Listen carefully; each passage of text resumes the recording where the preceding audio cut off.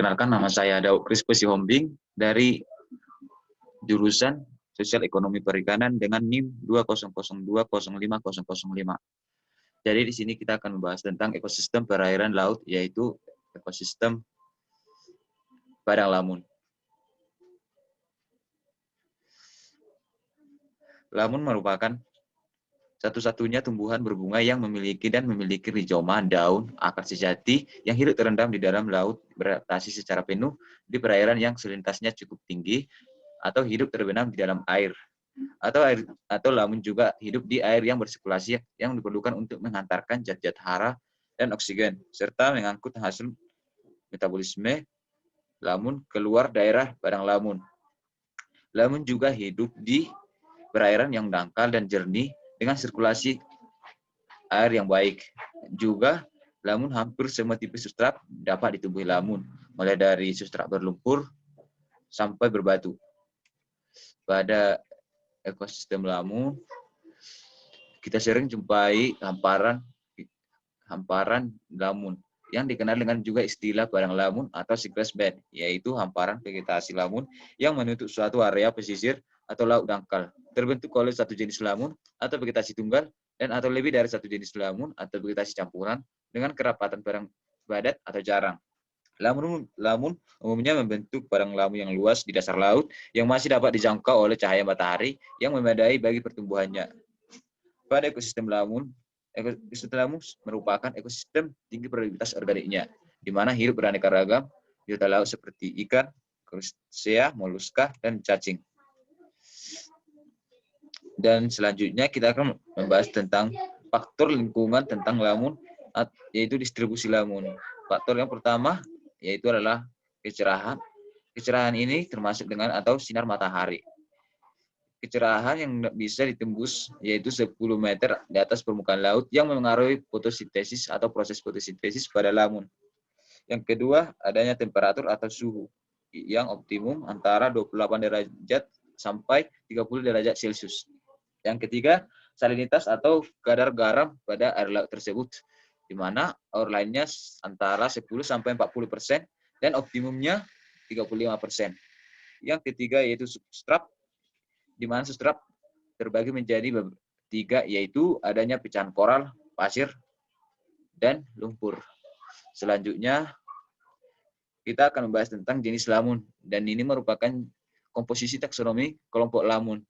Terdapat yaitu terbagi atas familia dan subfamilia dan terbagi juga atas genera dan jumlah spesiesnya. Dan inilah berikut contoh dan jenisnya.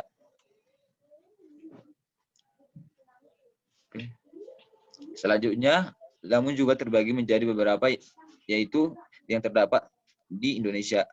Yang pertama, gambar A ini merupakan Halophilia spinolusca, dan yang B ini merupakan gambarnya merupakan jenis suku lamun H minor, dan C merupakan Despiens, dan D merupakan lamun opalis, dan H merupakan ebris, dan F ini merupakan gambar dari lamun Enhalus accordes.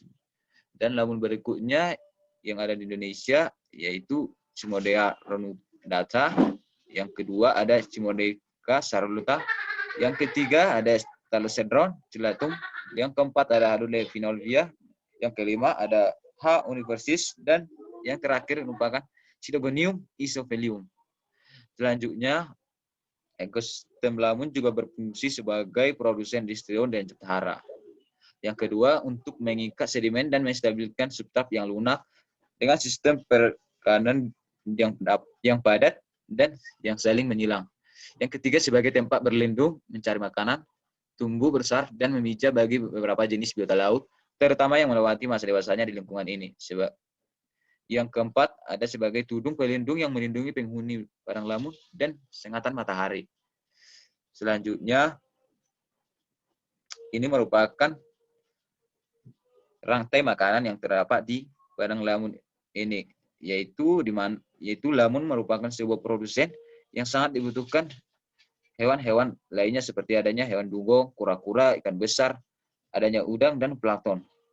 Dan ini merupakan sebuah rantai makanan karena ini merupakan makanan dari biota-biota yang ada di sini atau gambar tersebut. Yang selanjutnya yaitu pemanfaatan padang lamun. Padang lamun juga bermanfaat sebagai tempat rekreasi atau pariwisata. Yang kedua, sebagai bahan baku produk-produk tradisional, yaitu bahan baku kompos atau pupuk, cerutu, mainan, kerancangan nyaman, tumpukan untuk pemantang, pengisi kasur, makanan, dan jaring ikan. Yang ketiga, juga bermanfaat sebagai bahan baku produk-produk modern, yaitu di mana sebagai penyaring limbah, bahan baku pada pabrik kertas, makanan, obat-obat, dan sumber bahan kimia.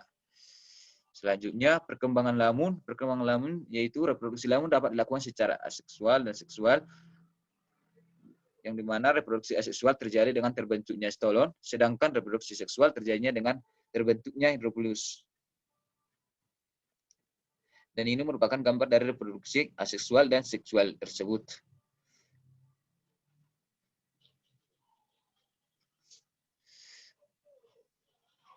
Dan selanjutnya, merupakan penyebab dan akibat kerusakan ekosistem padang lamun, yaitu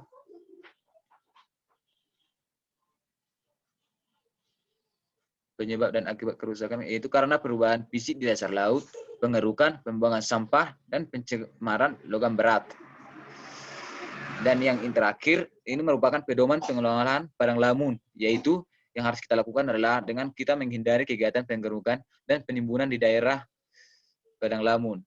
Yang kedua, pembangunan dengan menggunakan wilayah pesisir dan mengubah pola sirkulasi air yang harus diusahakan minimalkan erosi. Yang ketiga, pembuang limbah cair sekitar padang lamun harus memenuhi ambang batas. Yang keempat, penangkapan dengan menggunakan traul dan alat tangkap yang lain merusak padang lamun harus dimodifikasi untuk mengurangi dampak. Yang kelima, harus menggunakan pengalihan aliran air yang dapat merubah tingkat salinitas alamiah harus diminalkan. Yang keenam, pencegahan terhadap tumpahan minyak dengan mencermati padang lamun melalui pemantauan dan evaluasi. Yang terakhir, interpretasi, identifikasi, dan pemetaan sumber daya padang lamun sebelumnya dan kegiatan atau ada kegiatan sebelumnya. Dan inilah yang saya bisa sampaikan tentang ekosistem lamun. Jika ada kata-kata dan atau kesalahan lain, mohon dimaafkan. Sekian dan terima kasih.